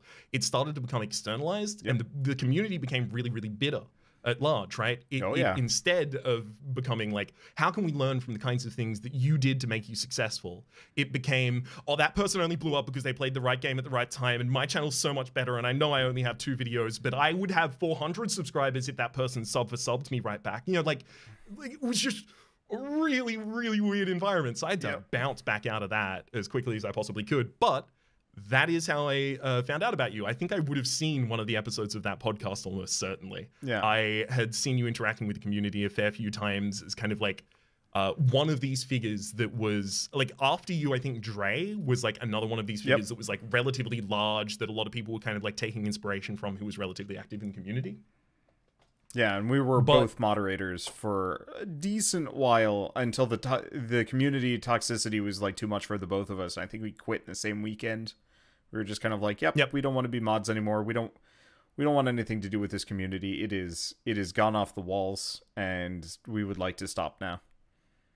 It's weird because there was a lot of invaluable information in there at the time for me, but also a lot of those things are now just clarified in tutorials on YouTube. Like, there are channels you can go and look at that just have like a 100 episode playlist of here's a tutorial for how to do this for content creation and this for content creation and this for content creation. They're all quite polished as well. Yeah, because that's how I found out about Northern Lion, because he was still active on the Let's Play subreddit, which is like, I had gone there looking for information, found him, realized he was a successful channel, which was kind of like, oh yeah, I can do this.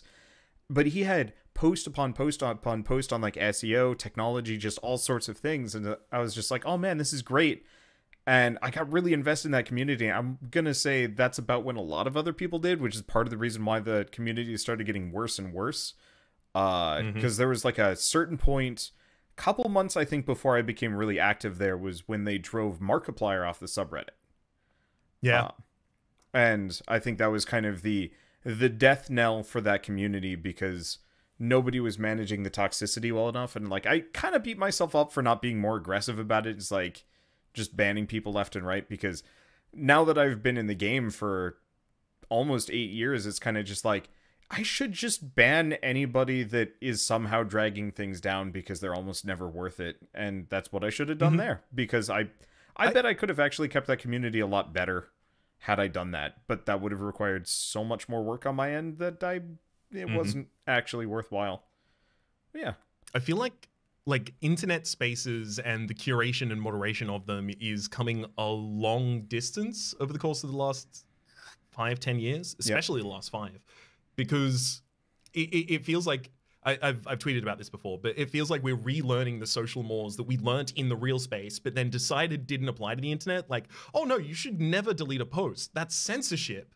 Yeah. Man, I'd walk away from you if you insulted me to my face. Like, I don't have to be here for this, that kind of thing, right? Yeah. There was this weird prevailing trend of like,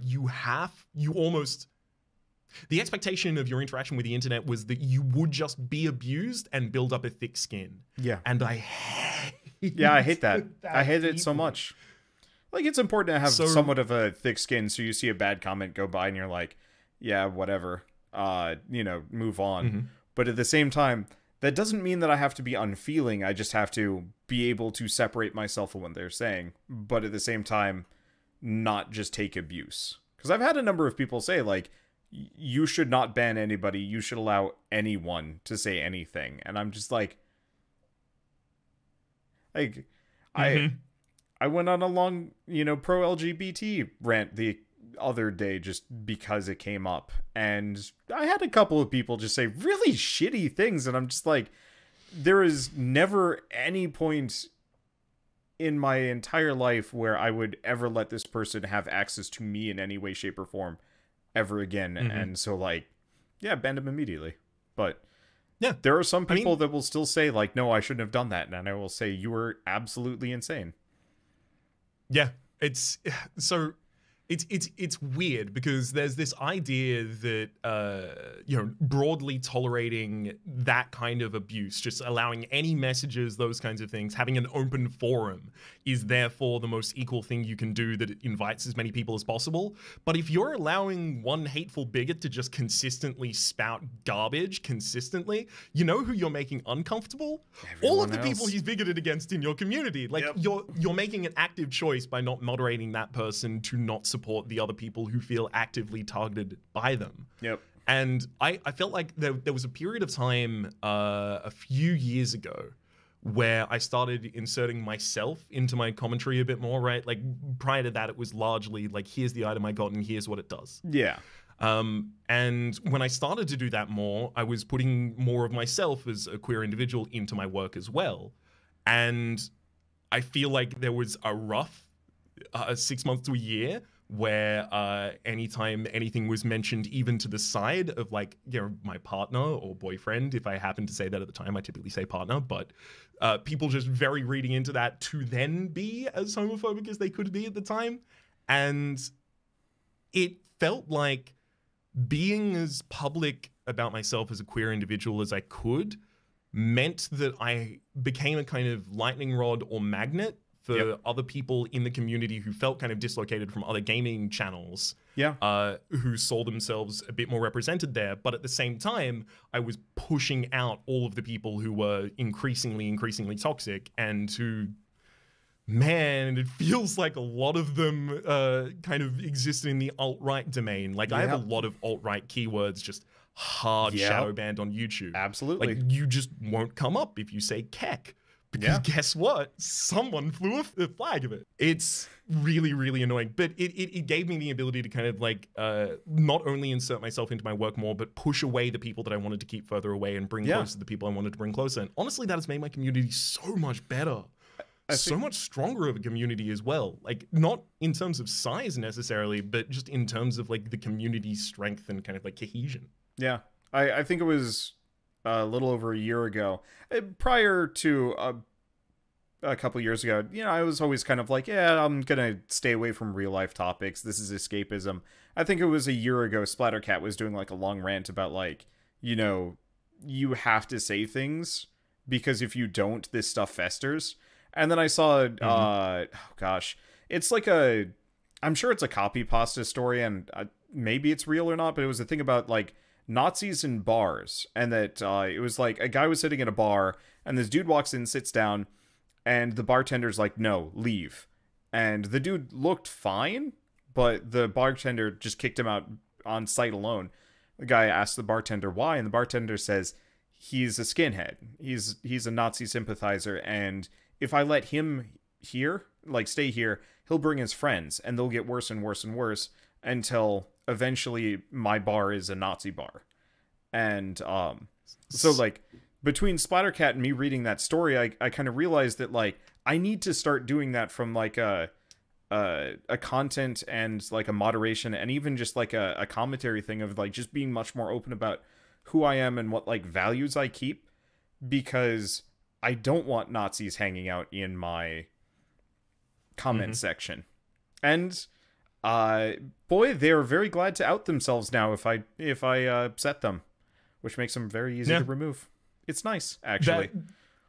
That is very nice. They are so easily incited into standing up to then be cut back down to size and shadow banned. Yeah. I will say, actually, that is a really, really compelling story because it happened. It happened in the commentary space. It happened in the content creation space to a lot of channels. Yeah. There are a lot of channels who just let kind of just the internet edginess rise further and further and further and further. And then they turned around one day and their community was full of Nazis. And they were like, why do I have this? Because you kept accepting them and coddling them. Sorry. Just Felix Kjellberg, I mean. Sorry to end the interview on that note. It's fine.